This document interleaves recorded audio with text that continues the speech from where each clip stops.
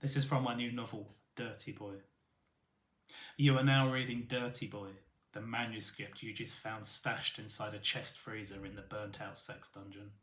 You will soon wish you were not reading Dirty Boy, that you had left well alone, kept away from the story, let destiny here flourish only for the others, the many down here and the few who remain on the surface.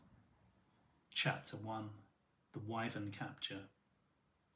When another blurred and smeary humanoid figure appeared on the front page of the Hardmoor Echo, as with many of the local folk, a sensation more titillation than fear will have shivered through you. He was back to creep the overhung lanes and unpeopled spaces of our dying town, back to enjoy the freedoms of the night and the unlit streets as you would if you were him. You would have assumed our prowler a he, not a she, an it or a they.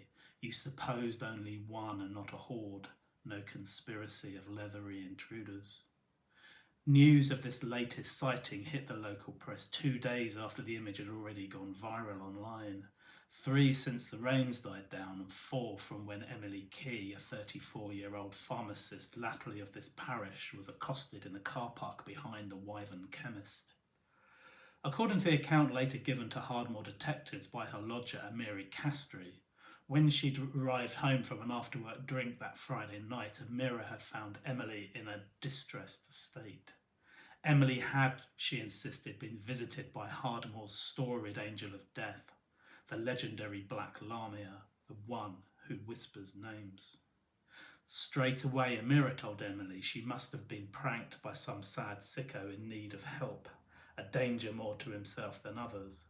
After all, there are still men in Hardmoor, restless, rejected men with festering resentments and catastrophised grudges, themselves case studies in how lives can be blighted by addiction and anger, boredom and lust, who if street mutters snitch on a dirty deviant or a blatant fiddle-about, a flasher-back type hanging around the kiddies' play area or ladies' washroom, these men of Hardmoor are quite capable of fetching the tar and the feathers, the hammer, the nails, and the noose.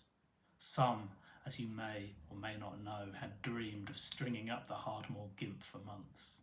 Over warm flat pints, slumped on 3-legged stools and brooding at salon bars during dead afternoons, they had squandered their spare time working out a likely secluded site, somewhere to do it, the loneliest tree, a disused pylon or flagpole out in the edgelands of Hardmoor, the little town close to nowhere they still call the Devil's Compass. You may or may not be one of these dreamers yourself. You may or may not yourself have needed a project to keep you on point, keep you out of trouble here. The photo first appeared on the local message board Hardmoor Hub. Emily had taken it as she'd scrambled into her car. In this much shared image, she approaches the rear of her hatchback. He approaches the rear of her hatchback, tall, kink-waisted and lithe. His legs, visible to the lowest shin, are lean and muscular. His spindly arms appear to hang a little lower than you would expect. It had rained for a month. It was raining that evening. In the photo, the tarmac behind him resembles a screen of grey mist. He materialises backlit by sodium lamps mounted on the side wall of a brick building we straight away recognise as the chemist's on Hardmoor High Street. Glare streaks his jet-back shoulders and the pinched ridge at his mask's crown. His arms dangle at his sides in a way that suggests a wire pulls him from above. How he cups his palms makes him appear even more mannequin or puppet-like. He may have seemed to you, like he has been described by others, as both controlled and controlling, simultaneously threat and victim. He may or may not have genitals. He may or may not have a mind.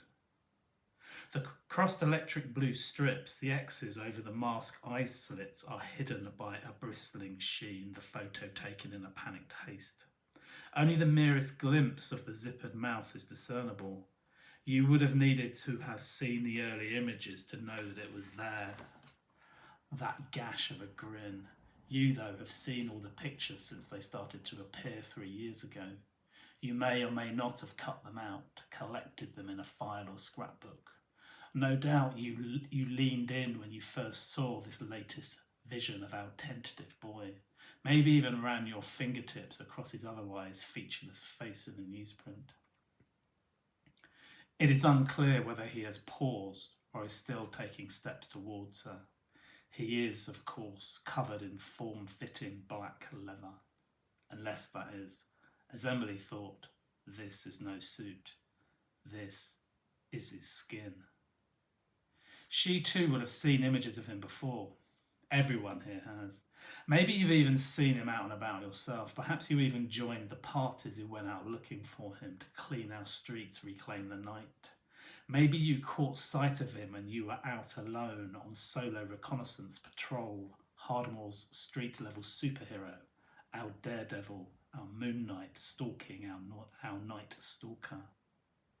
Since he first popped up 3 years ago, many here claim to have seen the Hardmore Gimp in the streets, in the woods, gardens and patios, by the lake, in the rushes there, the escarpment, our man in leather, our man of the dark. Emily must have been terrified.